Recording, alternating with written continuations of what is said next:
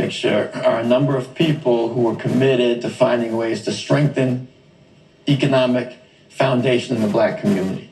And that's what the Black Economic Union was all about. It was essentially at the forefront of that picture and that movement. I'd like to come to you, sir, to talk a little bit about your work there as General Counsel, what the Economic Union was about, how it was both a financial movement but a social and community movement. Sure.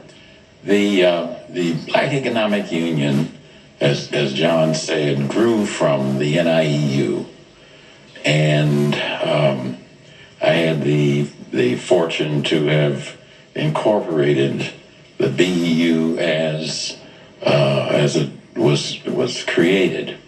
And the purpose of the Black Economic Union was to, in fact, help economically small Black businesses, and ultimately got involved in housing.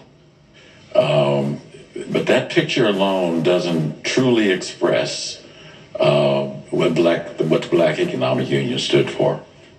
And you have to tie that into the decade of the 60s. Yes.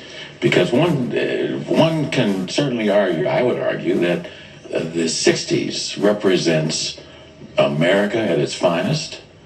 It represents Black folks at their strongest.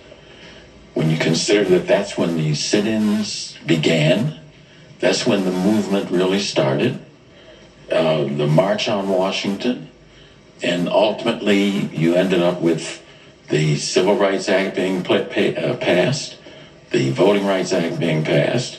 All that happened in the 60s.